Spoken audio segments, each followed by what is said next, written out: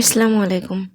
আজকে তোমাদের সাথে যে বিষয়টা নিয়ে আলোচনা করব সেটা হচ্ছে 2026 সালের এসএসসি পরীক্ষা কোন সিলেবাসে হবে, নম্বর বন্টন কেমন হবে। তো মূল ভিডিওতে যাওয়ার আগে তোমাদেরকে বলে রাখি, তোমরা যারা আমার চ্যানেলের নতুন দর্শক আছো, সকল প্রকার পরীক্ষা সংক্রান্ত আপডেট পেতে আমার চ্যানেলটিকে অবশ্যই সাবস্ক্রাইব করে রাখবে।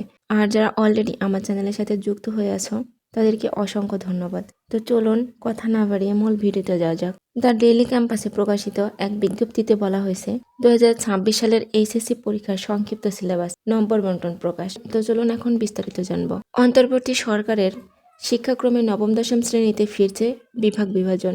সেই অনুযায়ী 2026 সালের এসএসসি পরীক্ষার পূর্ণ বিন্যাসকৃত সংক্ষিপ্ত সিলেবাস, প্রশ্নের ধরন ও নম্বর বন্টন প্রকাশ করেছে জাতীয় শিক্ষাক্রম পাঠ্যপুস্তক বোর্ড এনসিটিবি। শনিবার 28 ডিসেম্বর বোর্ডের ওয়েবসাইটে বিজ্ঞান, ব্যবসা শিক্ষা, মানবিক বিভাগের মোট 32টি বিষয়ের সিলেবাস প্রকাশ করা হয়েছে।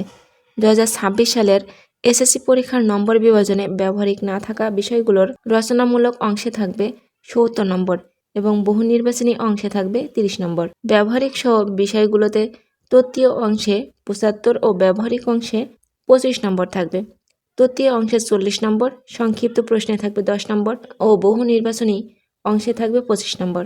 এখানে উল্লেখ করে দিয়েছে, আওয়ামী লীগ সরকারের শিক্ষাক্রমে নবম দশম শ্রেণীতে বিভাগ বিভাজন উঠিয়ে দেওয়া হয়েছিল। অন্তর্বর্তী সরকার দায়িত্ব নেওয়ার পর গত 1 সেপ্টেম্বর পূর্বে প্রণীত নতুন শিক্ষাক্রম বা জাতীয় শিক্ষাক্রম রূপরেখা 2021 আনুষ্ঠানিকভাবে বাতিল করে শিক্ষা মন্ত্রণালয়। শিক্ষা মন্ত্রণালয় এক পরিপত্রে তখন বলেছিল, বিদ্যমান শিক্ষাক্রম বাস্তবায়নযোগ্য নয়। তাই 2025 সালের পরিমার্জিত শিক্ষাক্রম চূড়ান্ত করে 2026 সাল থেকে তা পরিপূর্ণরূপে কার্যকর করা হবে। তার আগে 2025 সালের শিক্ষার্থীদের জন্য অনেকটাই আগের শিক্ষাক্রমের ধাঁচের পাঠ্য বই বিতরণ করা হবে। 2025 সালের দশম শ্রেণীতে উত্তীর্ণ শিক্ষার্থীদের এসএসসি ও সমমানের পরীক্ষা 26 সালে নিতে বিজ্ঞান, মানবিক, ব্যবসা শিক্ষা শাখা অব্যাহত রেখে পূর্বের জাতীয় শিক্ষাক্রম 2012 অনুযায়ী প্রণীত, সংশোধিত ও পরিমার্জিত ও পাঠ্যপুস্তকগুলো 2023 শিক্ষাবর্ষে ব্যবহৃত পুস্তক শিক্ষার্থীদের সরবরাহ করা হবে।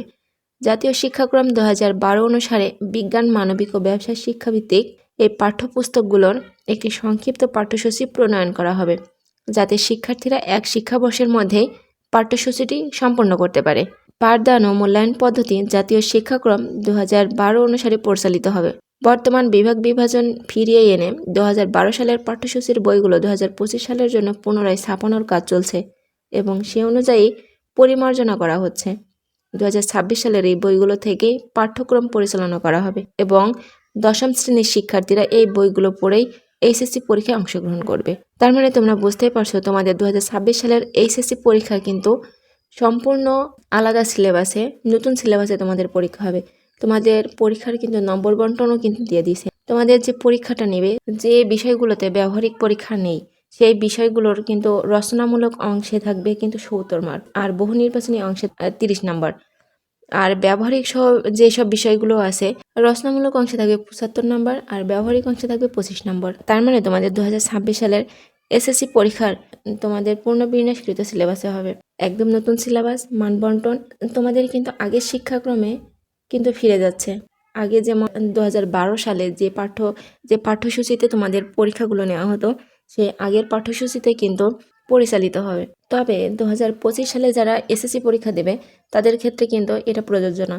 তারা কিন্তু 2024-25 শিক্ষাবর্ষের সিলেবাস, যে সিলেবাসটায় পড়াশোনা করছে তাদের কিন্তু সেই সিলেবাসেই পরীক্ষাটি হবে। তবে যারা 2026 সালের এসএসসি পরীক্ষা দেবে তাদের এই নতুন নিয়মটি 2012 সালের পাঠ্যসূচি অনুযায়ী তাদের পরীক্ষা হবে। তো ভিডিওটি ছিল এই পর্যন্তই। ভিডিওটি যদি ভালো লাগে লাইক, কমেন্ট এবং বন্ধুদের সাথে শেয়ার করতে ভুলবে না। দেখা হবে পরবর্তী ভিডিওতে।